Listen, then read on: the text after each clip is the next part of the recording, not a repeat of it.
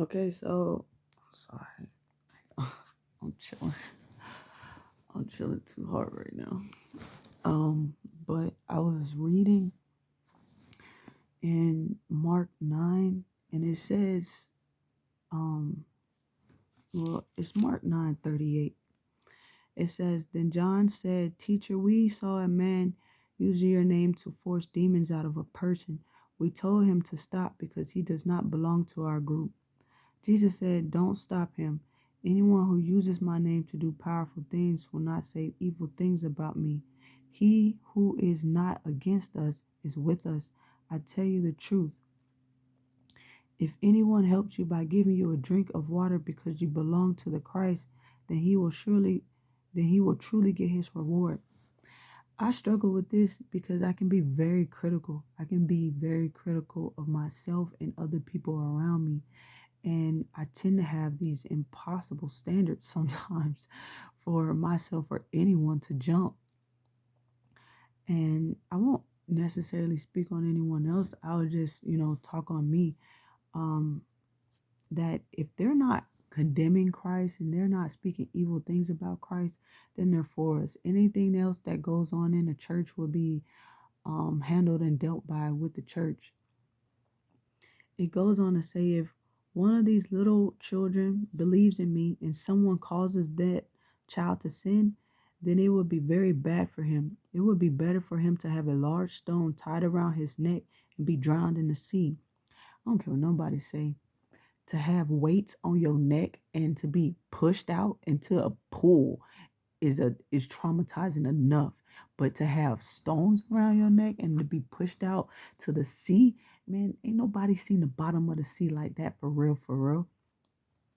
And it's just like he said that, if you cause one of them to sin or you cause that child to, depart from the faith, it's gonna be bad for you in heaven. Like you're gonna have to answer to God. Like you told them what? And then they went back to do what? You telling me you didn't strengthen that? You telling me you didn't build that up? You telling me that you didn't, invite them more into the church? You didn't call on them or nothing? You caused them to go back into the world? Yeah, go ahead and jump in that fire.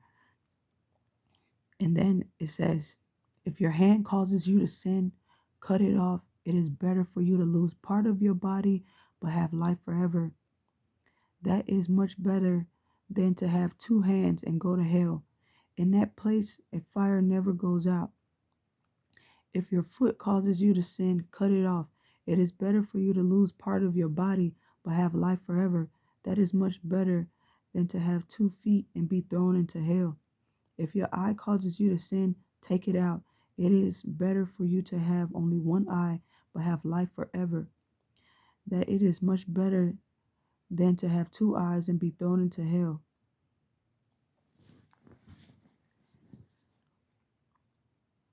If you can't stop stealing, if you can't stop playing with yourself, if you can't control your mouth, if you can't control where your eyes look, if you can't control these things, cut them out. And if you can't, if you're saying, man, that's extreme, I'm not about to cut out my eyes. Well, why you can't have self-control? Why you can't control your hands? Why you gotta touch yourself? Why you gotta play with yourself? Why you gotta have sex so much? Why you gotta cuss so much? Why you gotta slander so much? Why you gotta gossip so much? Why you don't have self-control over that? He's saying that it's better for you to not have no eyes and get into heaven than to go to hell and have both of your eyes. Like if it's causing you to sin, cut it off. If it's making you fall down, cut it off. If that friend is making you fall, cut them off. If that person is making you go deeper and deeper into sin, cut them off. Leave them alone. If that thing or that place is making you go into sin, leave it alone. Don't try to challenge yourself. No, you're just going to fall more and more in sin. Don't try to save them. You're going to be in sin deeper. And loyalty to that person is going to cause you to go to sin, go to hell. Or loyalty to whatever is going to cause you to go to hell. Loyalty to a gang is going to cause you to go to hell. Loyalty to a church is going to cause you to go to hell. Loyalty to your wife or your kids is going to cause you to go to hell. You better cut that thing off. You rather get into hell by yourself with no arms and legs and eyes, go to heaven with no body parts than to go to hell with all your body parts. Make your decision. I mean, like, I understand people don't believe in heaven and hell, but I mean, that don't not make it true because you don't believe in it. Like, just because I feel young don't mean that I can say that I'm young. Like people who say, they be like 90 years old and they be like, I feel young, I feel 80. That don't make you 80. You just feel 80. Just because you believe heaven and hell don't exist, that don't mean that it does not. It still will. It just been that you were wrong. It says that in hell the worm does not die. The fire is never stopped. Every person will be salted with fire. Salt is good, but if the salt loses its salty taste, then it cannot make it salty again. So be full of goodness and have peace with each other. Once you get into hell, there is no death for you. You're just gonna burn. Just gonna burn forever. There's a saying that eternity is too long to be wrong. Honestly, like hell scares me. I follow Jesus for two reasons: because he loved me first, and because hell scares me. Fire scares me. I don't even like being in Arizona because it's too hot. No, I no, like my skin loves it, but I prefer tropic weather.